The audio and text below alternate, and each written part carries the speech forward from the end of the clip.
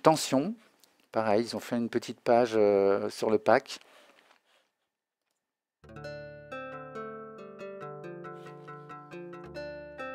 Donc vous avez compris, l'idée c'est de modéliser les instruments à cordes. On va donc paramétrer un médiator, un archet ou un marteau pour venir frapper et frotter la corde. On choisit le corps de l'instrument, donc plutôt gros type contrebasse ou petit type violon, etc. Enfin voilà, on peut choisir le corps de l'instrument. Est-ce qu'on a le son des frettes, les micros? Vous voyez qu'on peut obtenir un résultat très réaliste ou au contraire, voilà, un peu planant comme ça, un peu pas réaliste du tout. Donc effectivement, très utile pour imiter des basses, des violons, des altos, violoncelle, guitare, piano, clavecin, clavinet.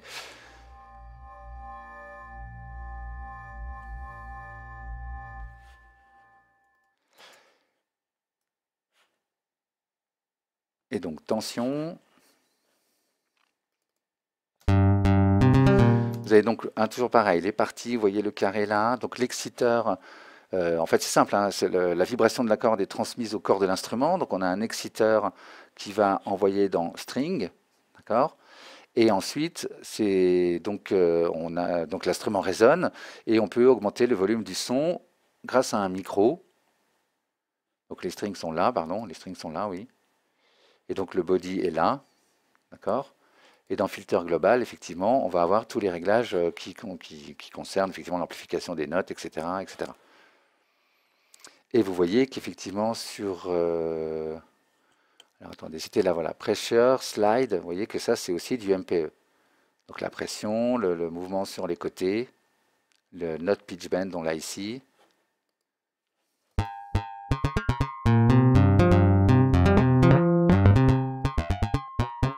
Donc on a la masse pour les doigts par exemple. On peut faire en sorte que ça soit réactif à la hauteur des quais. Plus je joue aigu, plus j'appuie fort sur les cordes.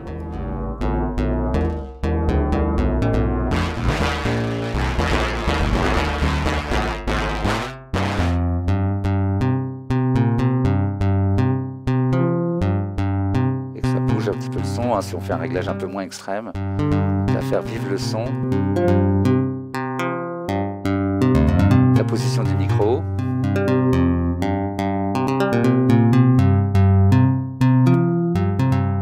Le corps de l'instrument.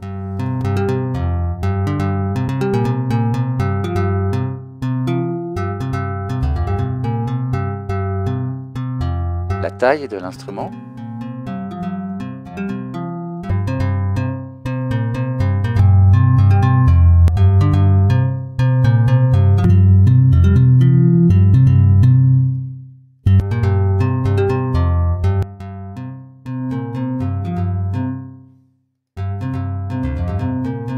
Le filtre, vous connaissez ça maintenant. Quand vous voyez ce genre de filtre enveloppe, l'enveloppe de filtre, hein, ce que je vous disais tout à l'heure, c'est qu'on retrouve une enveloppe ADSR, hein, ADSR ici, sauf que cette fois, elle va agir sur comment le filtre va bouger.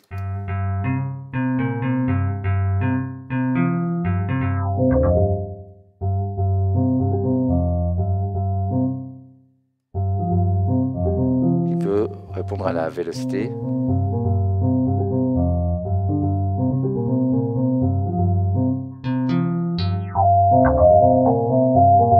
Un peu là, si j'exagère le réglage.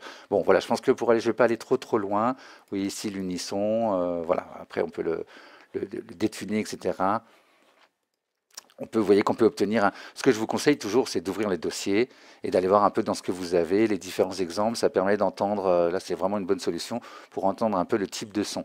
Quand on en viendra aux effets, vous verrez qu'un son comme ça, qui peut être un peu bateau, un peu guitare, où on reconnaît que c'est une fausse guitare, peut devenir très intéressant si on lui applique les bons effets derrière, hein, bien sûr.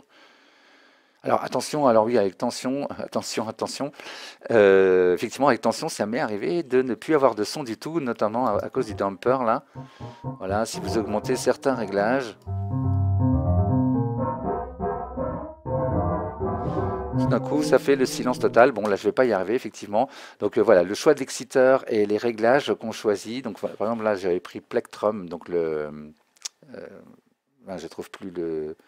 Oui, c'est ça. Alors, Beau, j'aurais dû enlever des choses. Beau, on est d'accord que c'est l'archet, hein. Je vais reprendre un réglage par défaut, parce que là, j'ai vraiment fait trop de...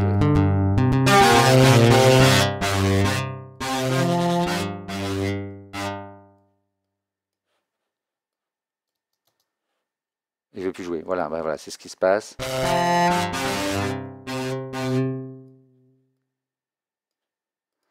Voilà ce que je vous disais. Donc, selon l'exciteur, marteau. Là, le marteau qui rebondit.